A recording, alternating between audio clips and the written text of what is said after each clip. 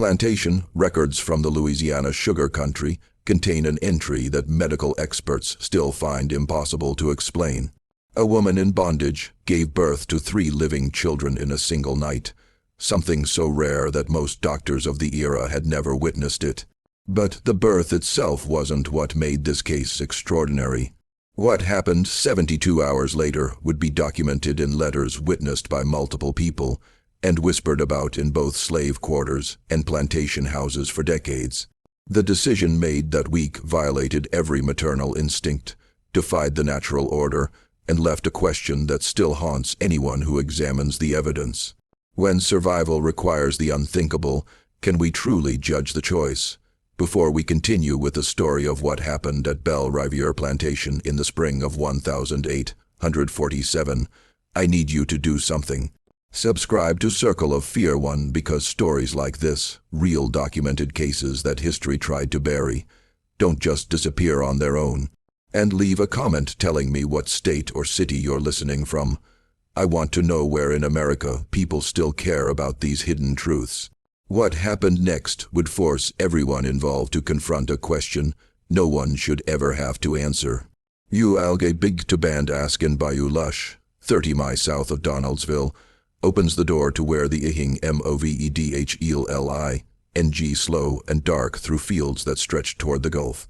The main house rose 3 stories, white columns holding up galleries where the Arsenault family took their evening air when the heat became unbearable.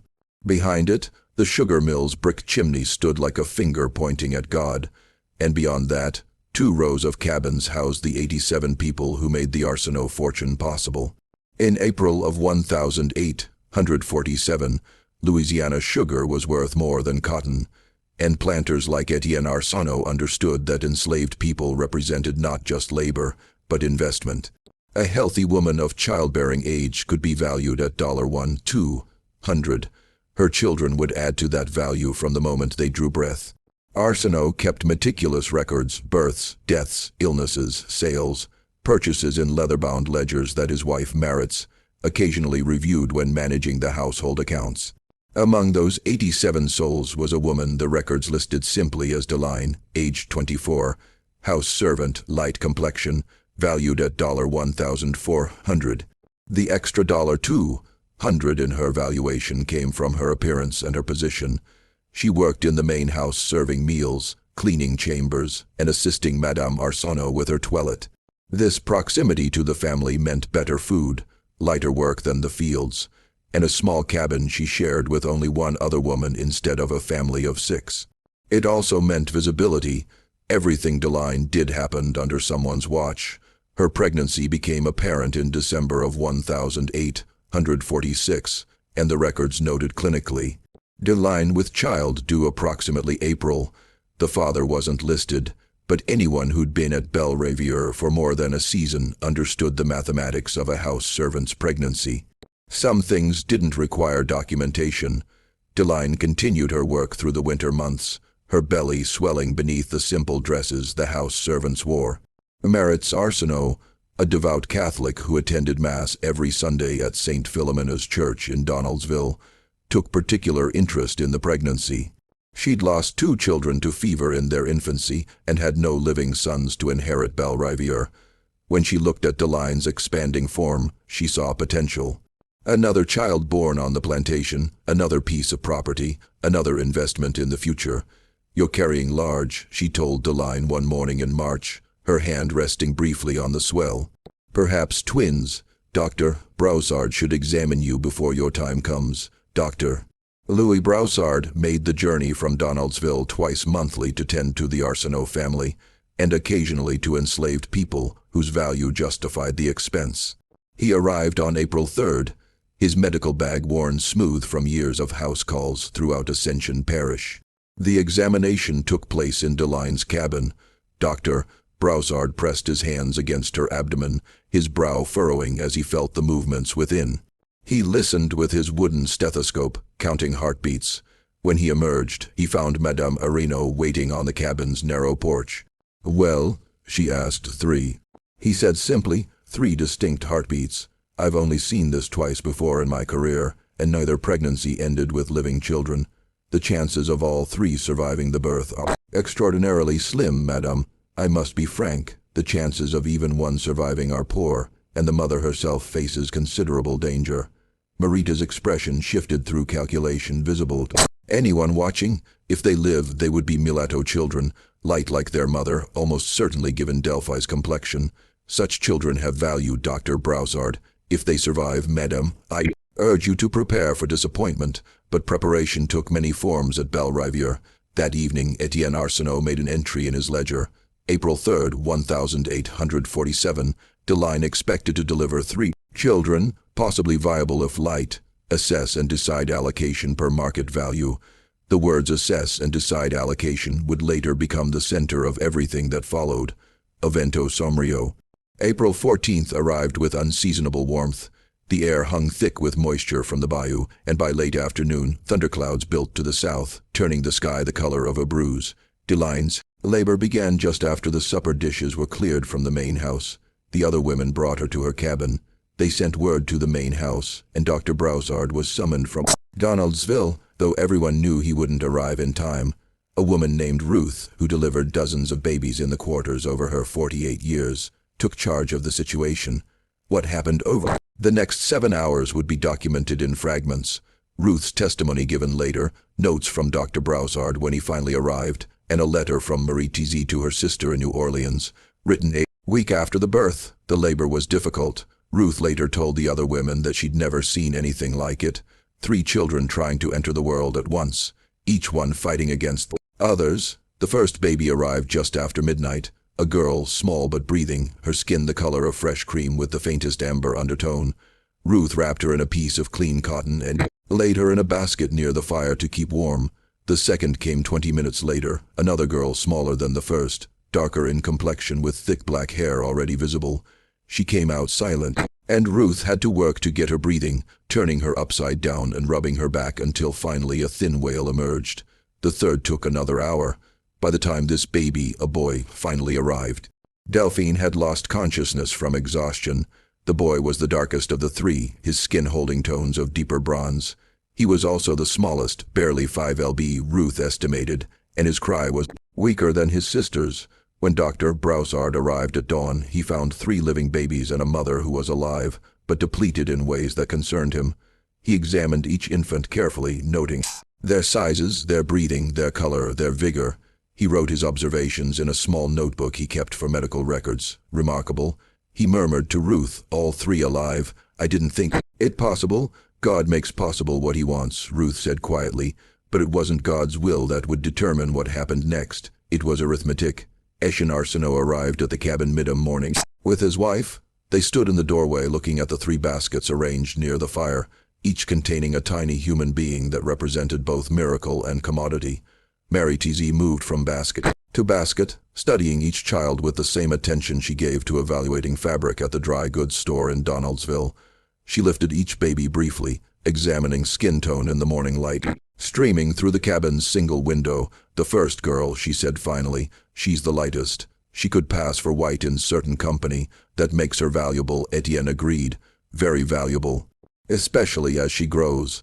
She could be trained for house service, perhaps even ladies' maid work, premium positioning, and the others. Etienne's expression remained neutral, but his words carried weight. Darker children are more difficult to place in domestic service. Fieldwork is their future, which means their value caps lower, and 3 infants represent 3 times the resources. Milk, care, time away from work for the mother. The return on investment must be calculated carefully. Dr. Broussard cleared his throat. Miss Arsenault, these are newborns. They require their mother, all 3. Etienne's question hung in the air. Dr. Broussard, you yourself said multiple births rarely produce 3 viable children. Nature has a way of selecting the strongest. Perhaps we should allow nature to continue that selection. Marie-Thérèse touched her husband's arm gently.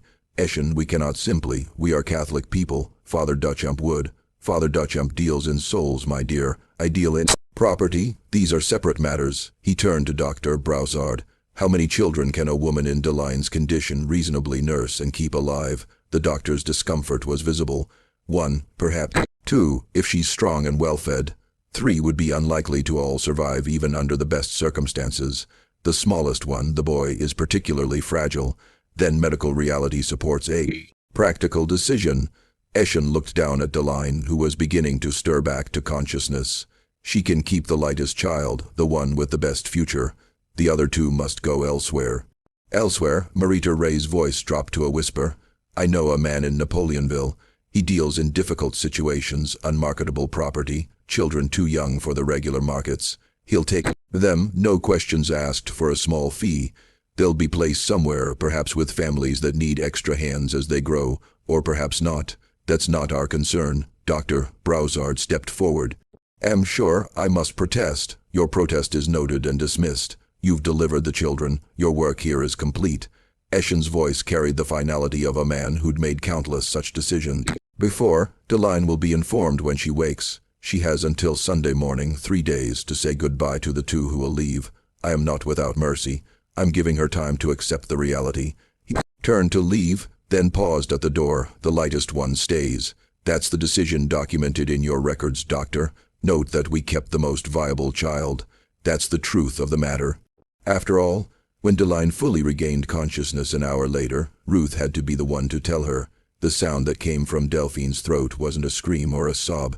It was something more fundamental, more ancient, the sound of a mother understanding that her children would be torn apart, and there was nothing she could do to stop it.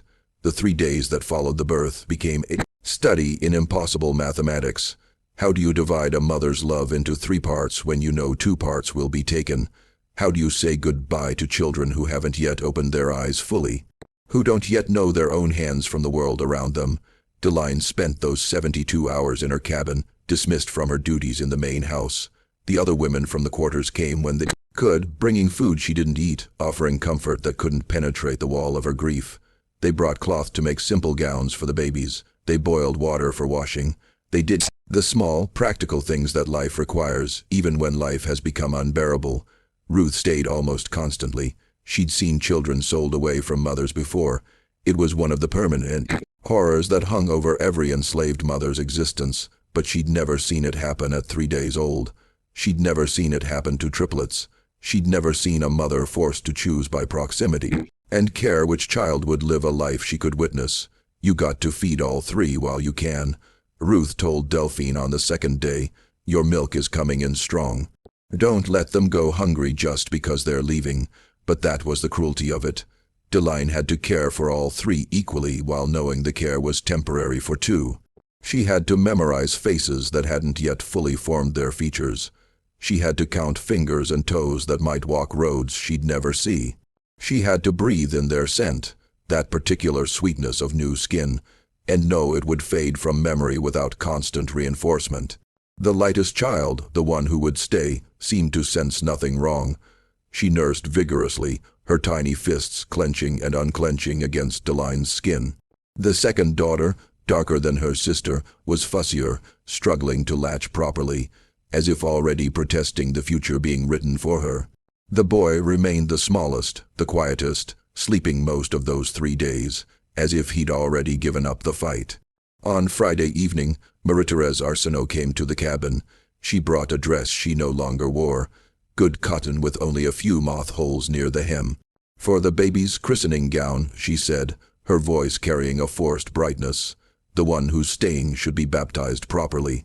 Father Dutchamp can come next week. Deline looked up from where she sat with all 3 babies arranged around her. And the others? Madame, do they not deserve baptism? Marita's face tightened. That's not my decision, Deline. My husband has made arrangements. I tried to persuade him differently, but she stopped, perhaps realizing that sharing her marital disagreements with an enslaved woman was inappropriate. The dress is for the child who stays, that's all. After she left, Ruth took the dress and examined it. She fought for you in her way, Ruth said quietly. Madame sometimes has kindness in her, but kindness don't change property law. Kindness don't change what men decide. Saturday brought rain, heavy and relentless, turning the paths between the cabins into rivers of red mud. Delphine watched the water run past her doorway and thought about the bayou that bordered the plantation, about how easy it would be to walk into that dark water with all 3 children and simply not come back out. The thought came to her clearly without drama, a simple equation. If all three would die, at least they would die together with her, knowing nothing but her arms around them. Ruth saw the direction of her gaze. "Don't," she said sharply. "Don't you dare think it. You got one baby who needs you to live. 1 out of 3 is better than none out of 3. You hear me, is it?" Deline's voice was hollow. "Is it better? They'll grow up wondering if they had a mother. They'll grow up wondering why they weren't wanted. They were wanted. They are wanted, but wanting don't matter when you're property. You know that. I know you know that. Which one do I give more to tonight, Ruth? Which one do I hold longer? How do I choose that? You don't choose. You hold them all the same. You love them all the same. And you remember that the 2 who leave still got the first 3 days with their mama. Some children born into slavery don't get 3 minutes. You gave them 3 days. That's something. But 3 days against a lifetime felt like nothing at all.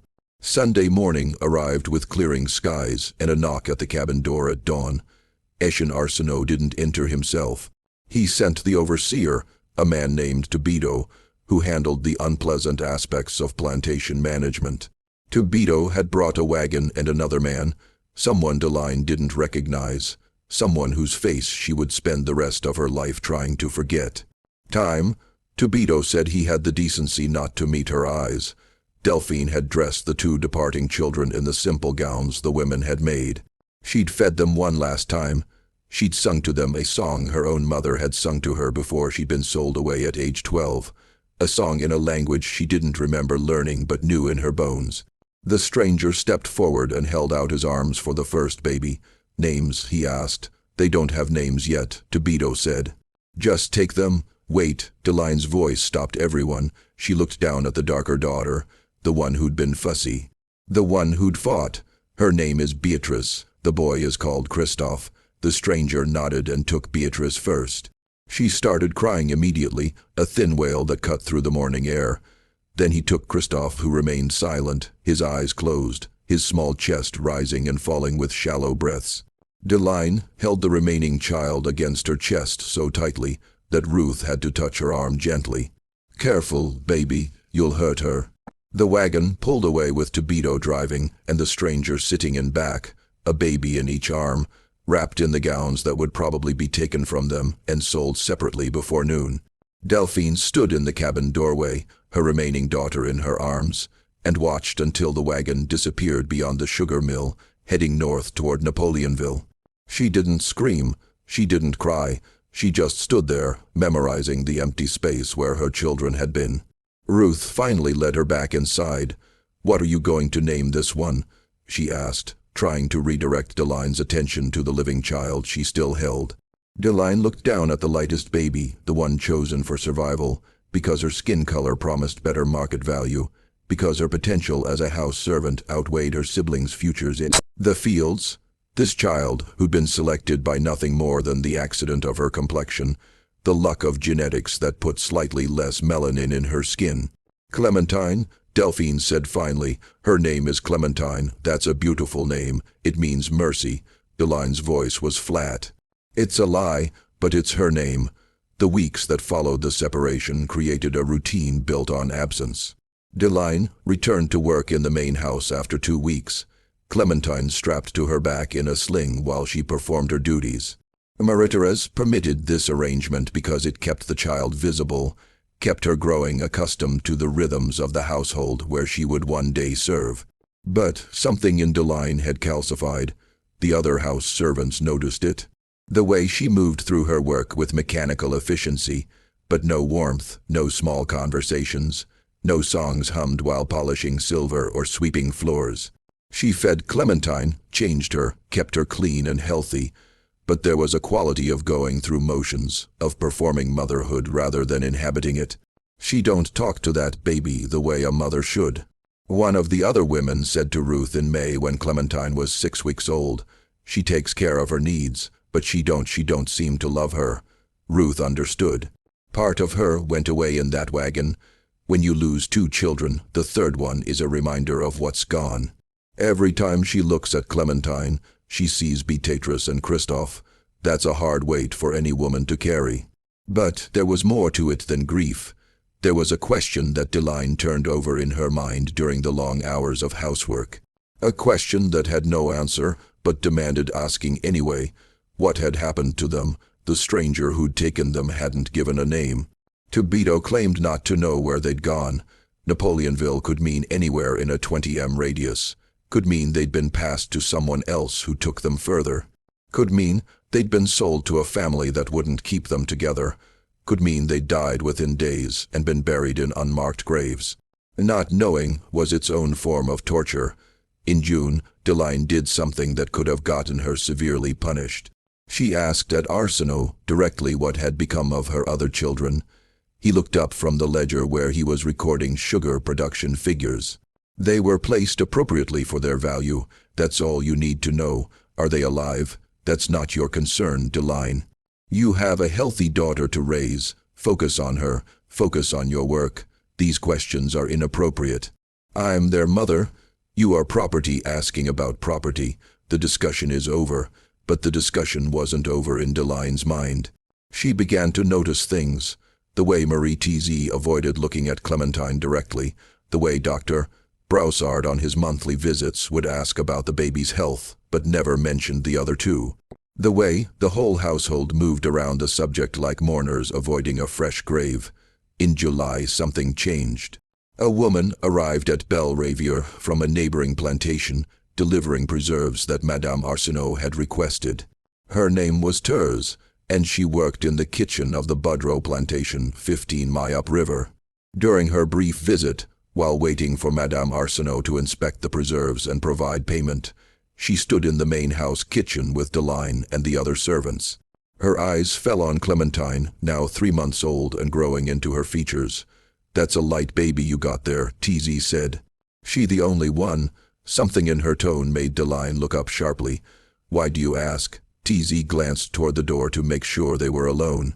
"Because there's talk along the bayou. People talk about a man from Napoleonville who had twin babies for sale back in April. Dark infants, said they came from Belravier. Said they were born 3 at once, and the lightest one was kept." Delphi's heart stopped. Twins, there were 3. He only had 2 according to what I heard. A girl and a boy. Somebody bought them together, which is unusual.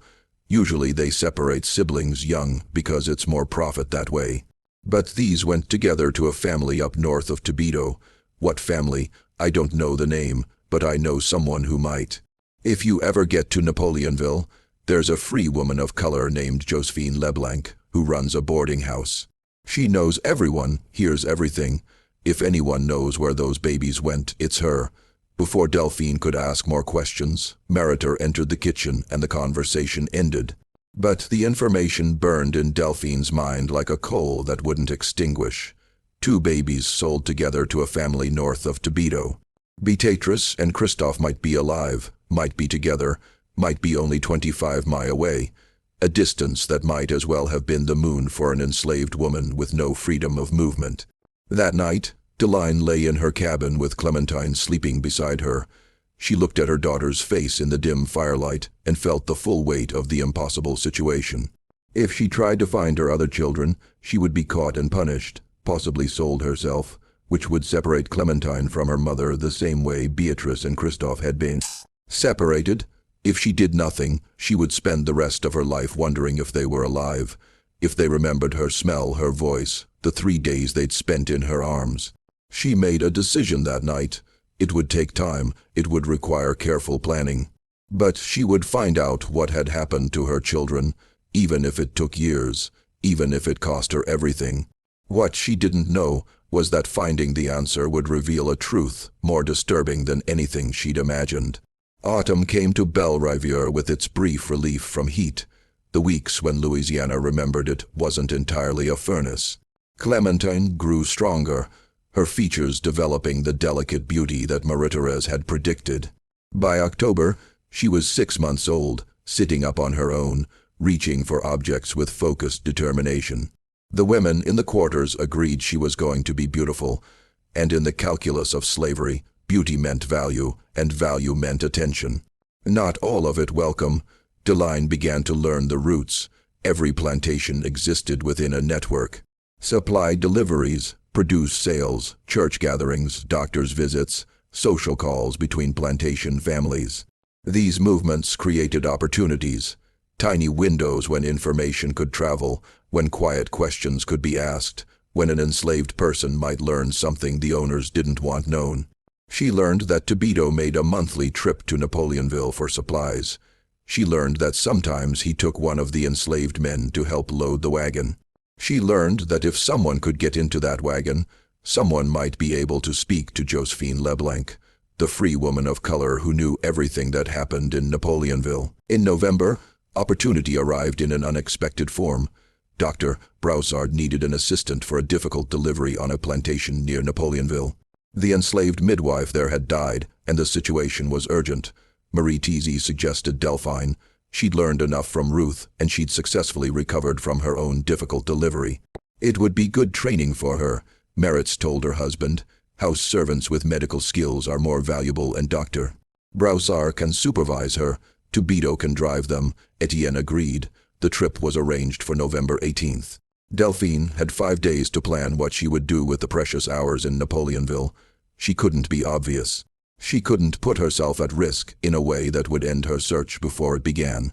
But she might be able to slip away for a few minutes, might be able to ask the right questions, might be able to learn something, anything, about where Beatrice and Christophe had gone. The delivery they attended was long and difficult. A woman named Margot labored for 14 hours before finally producing a stillborn son. Dr. Broussard did what he could, but by the time they finished, night had fallen, and Tobito declared they would stay in Napoleonville overnight. Rather than risk the roads in darkness, they took rooms at a small inn near the church. Deline was given a pallet in the kitchen, the standard accommodation for enslaved people traveling with their owners, but the kitchen backed onto an alley, and the back door had only a simple latch. She waited until she was sure Tobito and Dr. Broussard were asleep in their rooms upstairs. Then she slipped out into the November night. Napoleonville wasn't large, and Josephine LeBlanc's boarding house was known locally. A free black man sitting on a porch directed Delphine to a two-story house 3 streets over, painted yellow with green shutters. A lamp burning in the front window despite the late hour. Deline knocked quietly. After a moment, a woman opened the door. Tall, elegant, her hair wrapped in a silk chignon, her dress marking her as someone of means. This was Josephine LeBlanc. "I don't have rooms available," Josephine began, but Deline interrupted. "I'm not looking for a room. I'm looking for information about 2 babies sold here in April. A girl and a boy, dark complexion, born at Belle Riviere Plantation. I'm their mother." Josephine's expression shifted from business to something more complex. Recognition, perhaps, or sympathy. She stepped aside. "Come in quickly." The parlor was furnished well with chairs that matched and curtains that didn't have patches. Josephine gestured for Delphine to sit, then took a chair opposite. "I remember," Josephine said. "Everyone in Napoleonville remembers. It was unusual. Triplets, and the lightest one kept. The man who brought the other 2 was named Mature Gaspar.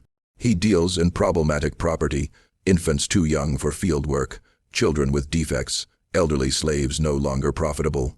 He finds solutions. Where did they go? To a family named Heber up near Tobito. They own a small farm, grow tobacco mostly. They needed children who could work in a few years, and they were willing to take both babies together because it was cheaper than buying one older child. $30 for the pair, that's what I heard, $30. Her children had been sold for less than the cost of a decent horse. Are they alive? Josephine hesitated. I don't know, that was 7 months ago. Infant mortality is high, especially for babies that young separated from their mother. But the Hebers are Catholic. They attend St. Joseph's Church. They're not known for cruelty, at least not by local standards. If the babies survived, they would be with the Hebers still. Where exactly? I can't tell you that. If I give you directions and you run and you're caught, they'll come back to me asking who helped you. I can't risk that. I'm not running. I just need to know they're alive. Why? What good does knowing do you? You can't get them back. You know that, because I need to know if I abandoned living children or dead ones. I need to know if they're breathing somewhere, if they're growing, if they remember anything about the 3 days before they were taken. I need to know something, Madame LeBlanc. I need to know anything at all. Josephine stood and walked to a small desk near the window.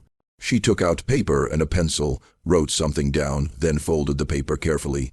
This is a map. It shows you how to get to the Hay Bear farm from Tobito. If you're ever in Toledo, if you ever have an hour free, you could walk to this place. You could see the farm, you could know." She handed the folded paper to Deline. "But I never gave this to you. If anyone asks, you never came here, do you understand?" "I understand. And Deline, if you find them alive, don't try to take them. They'll hunt you down, and they'll kill you, and your children will end up scattered to 3 different plantations, none with their mother. Sometimes knowing is all we get. It's not enough, but it's all there is." Deline left the boarding house with the folded map hidden in her dress. She made it back to the inn before dawn, slipped back onto her pallet in the kitchen, and lay there, watching the ceiling lighten with morning, her heart pounding with the weight of what she now knew. Beatrice and Christoph might be alive. They were 25 miles away. The distance was impossible and might as well have been nothing at all. The opportunity to get to Toledo came in March of 1848, a full 11 months after the triplets' birth. Maritz's sister Adelaide had fallen ill, and the family was summoned to her house in Toledo to help during her convulsions. Marie-Thérèse would need assistance, and she chose Delphine to accompany her, partially for Deline's skills as a house servant, partially because Clementine, now nearly 1 year old, had become Marie-Thérèse's favorite child on the plantation. The madame liked having the beautiful lights-skinned baby nearby. They traveled by carriage, arriving at Adelaide's house on a Tuesday afternoon. The journey took most of the day. Following the roads that paralleled the bayous connecting the sugar parishes, Delphine sat in the back of the carriage with Clementine on her lap, watching the landscape change from Belle-Riviere, familiar territory, to new ground. Every mile closer to Toledo tightened the knot in her chest. The folded map remained hidden in the small cloth bag she carried, touched so many times over the past months that the creases had begun to wear thin. Adelaide's house sat in town, surrounded by neighbors and commerce, very different from the isolation of Belle-Riviere. It was a modest two-story structure with a gallery that wrapped around the second floor, close enough to the church that the bells could be heard clearly throughout the day. The proximity to town life meant more movement, more people, more potential for the kind of brief invisibility Delphine would need. Her duties would keep her busy. Adelaide's illness, a persistent fever that left her weak and bedridden, required constant attention. Deline would prepare meals, change linens, assist with bathing, and manage the small household tasks that Adelaide's regular servant couldn't handle alone. Marie-Thérèse would supervise, as she always did, but the work itself fell to Delphine's hands. She had to be careful. She had to be invisible, but she had to try. The first 2 days passed in a blur of activity. Deline learned the rhythms of Adelaide's household, the routines that would govern her time. She noted when Marie-Thérèse took her afternoon rest, when the other servants were occupied with their own tasks, when the streets outside were busiest, and a black woman walking with purpose might blend into the normal flow of town life. On the 3rd day of their stay, Marie-Thérèse sent Deline to the apothecary with a list of medicines needed for Adelaide. The errand would take an hour, perhaps 2 if the apothecary was busy preparing tinctures. It was the opening Deline had been waiting for, the window of time that might never come again. She took Clementine strapped to her back, as she always did, and left the house with a list and a small purse of coins Maritz had provided for the purchases. The apothecary shop sat on the main street, its windows displaying colored glass bottles that caught the afternoon light.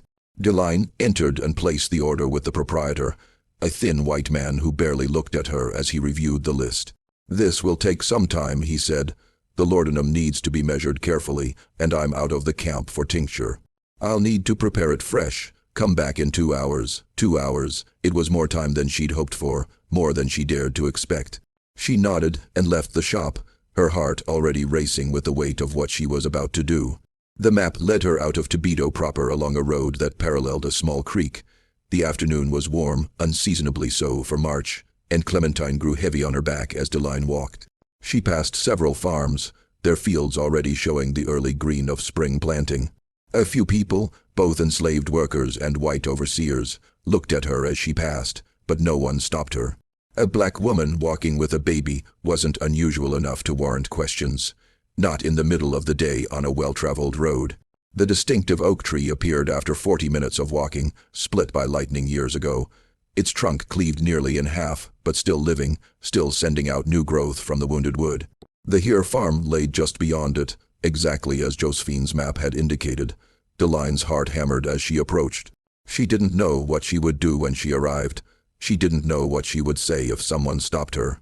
She only knew she had to see, had to know, had to confirm with her own eyes that her children existed somewhere in the world. The farm came into view gradually. First the barn, weathered wood with a roof that needed repair, then the house itself, single-story with a brick chimney releasing a thin stream of smoke. The Haber farm was smaller than Belriviere, the kind of operation that survived on the margins, profitable enough to keep going, but never wealthy enough to expand significantly. A vegetable garden occupied the space between the house and the barn. Tobacco fields stretched behind it. The earth recently turned for spring planting, and in the yard near the garden, 2 children. Delphine stopped behind the split oak, her hand pressed against the scarred trunk, and stared. They were too far away to see details clearly. Perhaps 50 yards separated her from the yard, but they were the right age. Just under a year old at that stage where walking was new and uncertain, where every step was an adventure in balance. One child was larger than the other, moving with more confidence. The smaller one crawled more than walked, pulling up on the garden fence to stand, then dropping back down to crawl a few feet before trying again. Dark hair on both, clearly visible even at this distance. Brown skin that caught the afternoon light differently than Clementine's lighter tones. A woman emerged from the house, white, middle-aged, wearing a simple work dress and an apron stained with what looked like cooking. She called out something Deline couldn't hear, and both children turned toward the sound. The larger child, it had to be Beatrice, picked up a stick from the ground and waved it like it was something precious, then laughed. The sound carried across the distance, high and clear, the unmistakable laugh of a child delighted by something only they understood. Deline felt tears start, hot and sudden, blurring her vision. She blinked them away, desperate not to miss a single moment. On her back, Clementine stirred, making a small sound of protest at being held still for so long. The smaller child, Christophe, it must be Christophe, crawled toward his sister and pulled himself up using her dress for balance. For a moment, they stood there together, the larger child supporting the smaller one. And something about the image, the way they leaned into each other, the way they existed as a unit made Deline's chest constrict with a grief so profound it felt physical. They had each other. Whatever else had been taken from them, they had been allowed to stay together. In the arithmetic of slavery's cruelties, that was something. It wasn't enough. It would never be enough. But it was something. The woman, Madame Hare, Delphine assumed, called out again and began walking toward the children. She moved without hurry with the comfortable authority of someone on their own property, managing their own affairs. When she reached the children, she bent down and said something that made Beatrice drop the stick. Then she scooped up Christophe with practiced ease, settling him on her hip, and gestured for Beatrice to follow. The older child toddled after her on unsteady legs, and all 3 disappeared into the house. Deline stood there for another 15 minutes, memorizing everything. The color of the house, weathered gray wood that had probably been painted white decades ago. The shape of the barn with its sagging roof line. The garden's fence made of rough-cut lumber. The oak tree she stood behind with its lightning scar. The exact curve of the road leading to the property. Every detail was precious, something to hold on to when she returned to Belriviere. And the endless days of not knowing. She wanted to run to them. The impulse was so strong it took physical effort to resist. She could cross those 50 yards in less than a minute. She could call their names. She could show them Clementine, show them they had a sister. She could tell them who she was, who they were, how they came into the world together. But Josephine's warning echoed in her mind with the clarity of absolute truth. If you try to take them, they'll kill you, and your children will end up scattered to 3 different plantations, none with their mother. Running to them wouldn't save them. It would only guarantee that all 3 of her children would lose her permanently. The mathematics were cruel but clear, so Deline did what enslaved mothers had done for generations. She made the impossible choice to walk away from her children because walking away was the only way to protect them, even if the protection was nothing more than maintaining the fragile status quo of their survival. She turned from the split oak and began the walk back to Tibito. Clementine had fallen asleep on her back, her small head resting against Delphine's shoulder, her breath warm and steady. With each step away from the Ebb farm, Deline carried the knowledge of what she'd seen. Her children alive together, moving through the world, and the knowledge of what she could never have. A future where all 3 knew her, knew each other, knew the truth of their beginning. She collected the medicines from the apothecary exactly 2 hours after leaving as instructed. The proprietor handed her the carefully wrapped parcels without comment. She returned to Adelaide's house and presented the medicines to Maritz, who barely looked up from the letter she was writing. "You were gone quite some time," Maritz observed. "The apothecary was busy, madame. He had to prepare the camp for tincture fresh." "Very well. Help Adelaide with her evening meal, then you may rest." No one questioned her further, no one suspected. The errand had been completed, the medicines delivered, and Deline had returned exactly as expected. The 2 hours that had changed everything for her were, to everyone else at Adelaide's house, simply 2 hours of normal, unremarkable time. That night, sleeping on a pallet in Adelaide's kitchen with Clémentine beside her, Deline allowed herself to feel the full weight of what she'd learned and what it meant. Her children were alive, they were together, they appeared healthy, growing, moving through the milestones of infancy into early childhood. The Hebers weren't beating them, weren't starving them, weren't treating them with the casual cruelty that marked many enslavers' relationships with very young children who couldn't yet work productively, but they also weren't hers. They would grow up calling someone else by whatever name they used for a mother figure. They would have no memory of the 3 days when Deline had held them, fed them, sung to them in a language she didn't remember learning, but knew in her bones. They would believe, if they thought about it at all, that they'd been abandoned, given away, deemed less valuable than their lighter-kin sister. The victory of knowing they lived was inseparable from the defeat of knowing they would never know she'd cared enough to find them. This contradiction would define the rest of Deline's life, the simultaneous relief and despair of confirmed survival without connection. She pulled Clémentine closer, feeling the child's small body warm and solid against her. This daughter she could hold. This daughter knew her voice, her smell, her touch. This daughter would grow up with her, would hear stories, would learn the things mothers teach their children. But teaching Clémentine would also mean teaching her about the siblings she'd been separated from, ensuring that at least one person in the world knew the truth of what had happened that April night. In 1847, the story would have to live somewhere, carried by someone, or it would disappear entirely, as if those 3 babies had never been born together, as if the decision to separate them had been natural, rather than the calculated application of property values to human flesh. Delphine made a decision that night that would shape everything that followed. She would tell Clémentine the truth when the child was old enough to understand.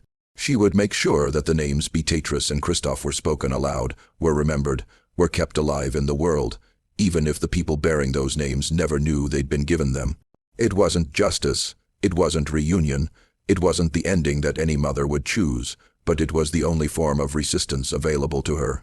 The refusal to let her children's existence be erased by the system that had scattered them.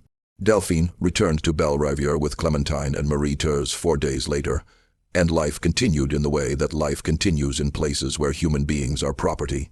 The seasons turned with their predictable rhythms.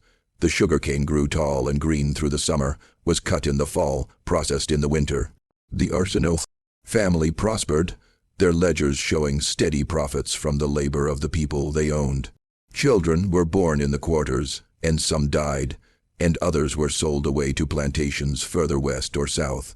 The Mississippi River flooded its banks in the spring of 1849, and Belrivière lost a portion of its lowest fields to the Watts' temporary reclamation. Through all of this, Deline performed her duties with the same mechanical efficiency that had characterized her work since the separation. She served meals in the main house, cleaned chambers, assisted Marie-Thérèse with her toilet and correspondence. She raised Clémentine with careful attention, teaching her the skills that would make her valuable, the behaviors that would keep her safe, the invisible knowledge that every enslaved person had to master, how to read white moods, how to become invisible when necessary, how to survive. But something fundamental had shifted after the trip to Tibito. Knowing her other children lived changed the mathematics of her grief. It wasn't better or worse. It was different, more complex, layered with the strange comfort of confirmed existence alongside the pain of permanent separation. She could picture them now, not as abstractions or frozen memories of 3-day-old infants, but as real children walking and talking somewhere she could find on a map. That knowledge was both balm and poison, soothing and burning in equal measure. The years accumulated slowly. Clémentine grew into a beautiful child, exactly as Maritz had predicted. By age 3, she was helping with small tasks in the main house, fetching items, carrying messages between rooms, entertaining Marie-Thérèse with her quick mimicry of adult behaviors. By age 5, Marie-Thérèse had begun teaching her to read, an unusual choice that sparked some comment among the Arsenault family social circle, but was defended on practical grounds. A literate house servant could read recipes, take dictation, manage household accounts, skills that significantly increased her value and future earning potential if hired out to wealthy families. Deline observed this education with mixed feelings. Literacy was power, even constrained literacy. It was also visibility, which brought its own dangers. But she encouraged Clementine's learning, adding her own lessons in the evenings when they were alone in their cabin. She taught Clementine carefully, deliberately, with a purpose the child was too young to fully understand. She taught her to be observant, to notice details that others missed, who was angry and hiding it, who was lying and covering it, who could be trusted and who should be avoided. She taught her to remember things precisely, to hold stories in her mind with all their details intact. She taught her that having a light complexion was both an advantage and a burden, that it would open certain doors while closing others, that it would make some people favor her and make others resent her, and that neither reaction had anything to do with who she actually was. And when Clementine turned 6 years old enough to understand permanence, old enough to grasp that the world contained both seen and unseen realities, Delphine told her about Beatrice and Christophe. They were sitting together in the cabin one evening in early April of 1853, 6 years almost to the day after the triplets' birth. The spring air carried the heavy sweetness of flowering plants from the main house gardens. Clementine was practicing her letters on a slate, forming the alphabet with careful concentration. "You have a sister and a brother," Deline said quietly, breaking the comfortable silence. "They were born the same night as you. They look different from you, darker skin, different features, but they're your blood, your family. They live on a farm near Tibito with people named Eber." Clementine's hand stopped mid-letter. She looked up, her light brown eyes wide with confusion. "Why don't they live here?" "Because the people who own us decided you were more valuable. Your skin is lighter, and light skin means more money when you're property. So, they kept you and sent Beatrice and Christophe away 3 days after you were all born. But I need you to know they exist. I need you to know their names. I need you to remember that you came into this world with 2 other people, and part of you is always going to be incomplete without them. Can we go see them?" The question pierced Delphine's heart with its innocent impossibility. "No, baby, we can't. Enslaved people can't just travel where we want, but I have seen them. When you were 1 year old, I walked to that farm and I saw them playing in a yard. They were alive and together. I watched them for as long as I could, and I memorized everything so I could tell you someday." Clementine was silent for a long moment, processing information that reshaped her understanding of herself. "Do they know about me? No, they don't know they have a sister. They probably don't even know they were born as triplets. The Hebars might have told them they came from Belravier, but that's all. They don't know the truth of what happened, and they might never know unless someone tells them. Will you tell them? I can't. I'll probably never see them again, but I'm telling you, and you're going to remember. When you're older, if you're ever free, if you ever have the chance, you find them. You tell them they had a mother who loved them. You tell them they have a sister who knows they exist. You tell them that for 3 days they were held and fed and sung to, and they weren't abandoned because they weren't wanted.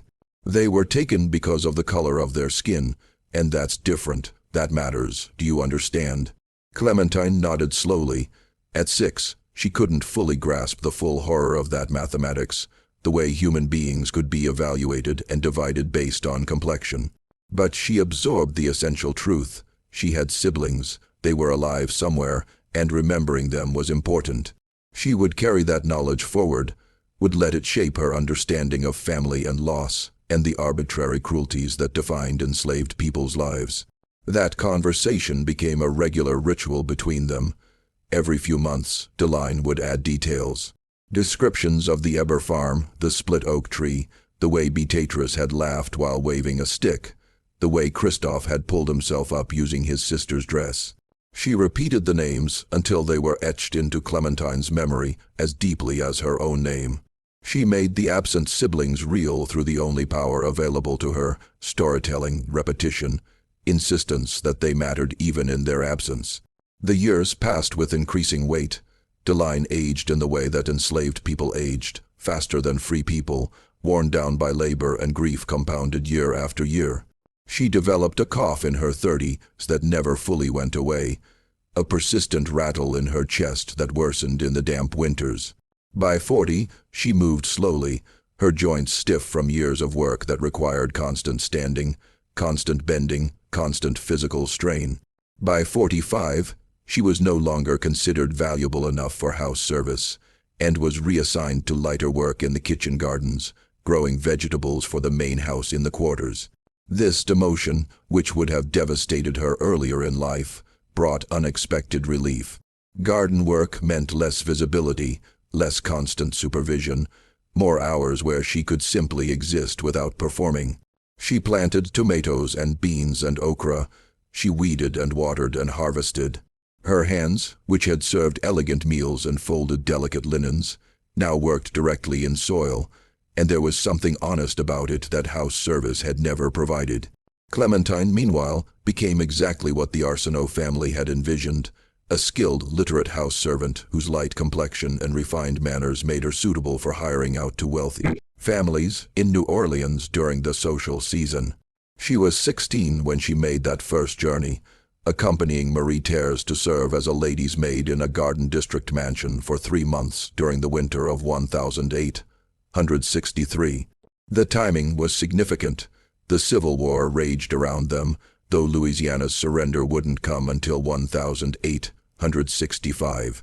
New Orleans had already fallen to Union forces in April of 1862, but the sugar parishes remained largely under Confederate control.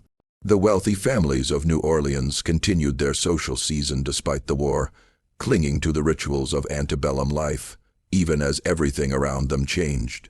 It was during that first New Orleans season that Clementine met Auguste Rousseau, a free man of color, who worked as a carpenter, doing repairs and custom work for the wealthy families that populated the Garden District. The free black community in New Orleans was substantial and complex. People of mixed race, who occupied an ambiguous social position between slavery and full citizenship, who owned property, ran businesses, and navigated the narrow space the law allowed them. Auguste was 30 years old, educated, politically aware, part of the networks that would later form the basis for Reconstruction-era black political organizing. He'd been born free, the son of a white merchant and an enslaved woman who'd been freed before his birth. He'd learned carpentry from his father and had built a modest but steady business, serving the wealthy families who valued skilled craftsmanship. They met when he came to repair a section of gallery railing at the mansion where Clementine was working. Their first conversations were cautious, conducted in the stolen moments when white oversight was temporarily absent. A few minutes in the courtyard while he measured wood, a brief exchange in the servants' entrance while he carried tools. But over those 3 months, something built between them. Auguste recognized in Clementine the particular intelligence that slavery tried to suppress, the awareness that looked at the world and saw beyond the immediate to larger patterns and possibilities. Clementine recognized in Auguste a vision of what freedom might actually mean, not just absence of legal bondage, but the ability to make choices, to plan futures, to exist as a complete person rather than someone else's property. "I'm saving money," Auguste told her one evening when they had 5 precious minutes alone in the mansion's courtyard. Twilight softened the edges of the world around them, and the sounds of the white family's dinner party filtered through the windows above. "In a few years, I'll have enough to buy someone's freedom. The prices have changed with the war. Some owners are willing to sell now who wouldn't have considered it before. If you were for sale, if I could negotiate with the Arsenault family." "I have family," Clementine interrupted. She'd been waiting for this conversation, had known it was coming since their 3rd or 4th meeting when his interest had become clear. "My mother is still at Belriviere, and I have 2 siblings I've never met. A sister and a brother living on a farm near Tobido. If I'm ever free, I can't just save myself." She told him the story: the triplets, the separation, the 3 days before Beatrice and Christophe were taken, the walk to the Hebert farm, When all 3 babies were 11 months old, Agagust listened with the expression of someone hearing a story that was simultaneously unique in its specific details and utterly common in its essential truth. Every enslaved person had a version of this story.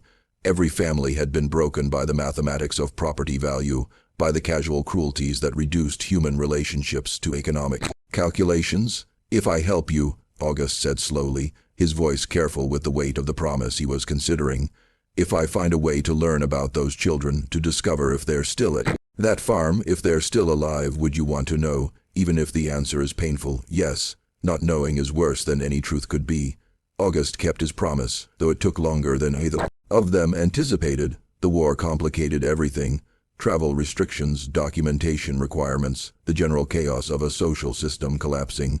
But August had connections throughout southern Louisiana, networks built through years of business relationships, and the invisible community of free black people who maintained contact across parish boundaries. Over the next 2 years, he made careful inquiries. He talked to other free people of color who had connections to Toledo. He spoke with enslaved people who traveled with their owners, gathering fragments of information.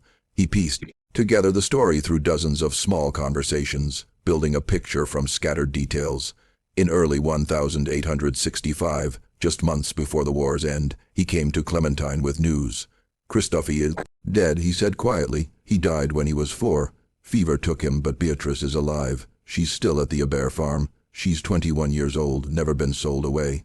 The Heberts aren't wealthy enough to sell property they've had since infancy. They need the labor too much." Clementine's mother was 41 by then, her cough chronic, her body worn down. When Clementine told her what August had learned, Delphine wept for the first time since the separation. She wept for Christophe, who she'd carried and birthed and held for 3 days and would never know beyond that. And she wept for Beatrice, who was alive and grown and had lived an entire life as a stranger. "I want you to promise me something," Deline said when the tears stopped. "When I'm gone, if you ever get free, you find her. You tell her everything. You tell her she had a brother and a mother and a sister. You tell her the truth of what happened. You don't let her spend her life thinking she was abandoned for no reason. Promise me." "I promise, Mama." Deline died in early 1864, her lungs finally giving out after years of progressive illness. She was buried in the small cemetery behind the slave quarters at Belle Riviere, her grave marked only by a wooden cross that would rot away within a decade. The Civil War ended in 1865. The enslaved people at Belle Riviere were freed by the 13th Amendment, though freedom came with its own complications. No land, no resources, no education, no protection from the violence that erupted across the South during Reconstruction. Clementine stayed at Belle Riviere initially because she had nowhere else to go, but in 1866 she married August, who had come to Louisiana specifically to find her. They moved to New Orleans, where August's carpentry business provided a modest living. It took Clementine 3 more years to save enough money to make the trip to Toledo. She went in 1869, now 24 years old, with Agagust accompanying her for safety. They found the Hebert farm exactly where Josephine Leblanc's map had indicated all those years ago. Beatrice was still there. She was 26 years old, working as a sharecropper on the same land where she'd been enslaved as a child. Herberts no longer owned her legally, but sharecropping contracts and debt bound her almost as effectively as slavery had.